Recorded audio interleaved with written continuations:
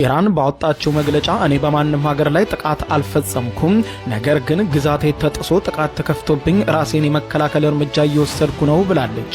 ኢራን ያላትን ማናቸውንም አቅም ሳትሰስት ከመጨረሻው ኃይሏን እየተጠቀመች እንደሆነ ገልጻለች። የኢራን ውጭ ጉዳይ ሚኒስትር አባስ አራግቺ ከደቂቃዎች በፊት በሰጡት መግለጫ ኢራን ራሷን ለመከላከል ያላትን ወታደራዊ አቅም ሁሉ ጥቅም ላይ አውላለች ያሉ ሲሆን አራግቺ እንዳሉት ከሆነ እንደ ሳውዲ አረቢያ፣ የተባበሩት አረብ ኤሚሬትስ፣ ኳታር፣ ኩዌት፣ ባህሬን፣ ኢራቅ ካሉ ሀገራት ጋር የስልክ ውይይት አድርጌያለሁ ብለዋል። በዚህ የስልክ ውይይትም ወቅት ኢራን የሀገሪቱን አንድነት ለመጠበቅና የተከፈተባትን ጦርነት ለመመከት ስትል ያላትን ወታደራዊ አቅም ሁሉ እንደምትጠቀም ለመካከለኛው ምስራቅ ሀገራት ለእያንዳንዳቸው ባለስልጣናት በስልክ አሳውቀናል ብለዋል። አራግቺም እነዚህን ሀገራት አሜሪካና እስራኤል ኢራን ላይ ጥቃት ለመፈጸም ተቋማቶቻቸውንና ግዛቶቻቸውን አላግባብ እንዳይጠቀሙ ግዛቶቻቸውን እና አሜሪካ የሚጠቀሙበት ከሆነ ከኛ ሚሳኤል አትድኑም ሲሉ የኢራኑ ውጭ ጉዳይ ሚኒስትር አባስ አራግቺ ለየሀገሩ መሪዎች ማሳወቃቸውን ይፋ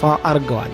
በኢራን ላይ የተፈጸመው ጥቃት ተከትሎ የተለያዩ አካላት መግለጫ እያወጡ ሲሆን የአውሮፓ ህብረት ኮሚሽን ፕሬዚደንት የሆኑት ኡርሱላ ቮን ደር ሌየር የአውሮፓ ህብረት በኢራን ከፍተኛ የሆነ ማዕቀብ መጣሉን አስታውቀው ሁሉም ወገኖች ሰላማዊ ዜጎችን ብቻ እንዲጠብቁ ዓለም አቀፍ ህግም እንዲከበር ጥሪ አቅርበዋል።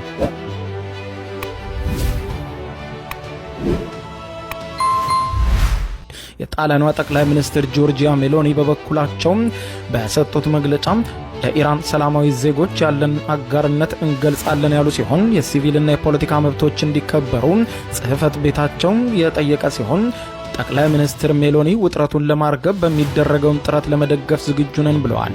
የአውስትራሊያው ጠቅላይ ሚኒስትር አንቶኒ አልባኔዝ ሀገራቸው ጀግናው የኢራን ህዝብ ጋር በሚደረገው ትግል ከጎኑ ትቆማለች በማለት ኢራን የኒውክሌር የጦር መሳሪያ እንዳይኖራት ለመከላከል የሚደረገውን ጥረት እንደግፋለን፣ የኢራን ህዝብም እንዳይጎዳ እንደግፋለን ብለዋል። ሌላ በኩል ቁጣ የቀላቀለ አስቸኳይ መግለጫ ያወጣችው የኢራን የቅርብ አጋር የሆነችው ሩሲያ ናት።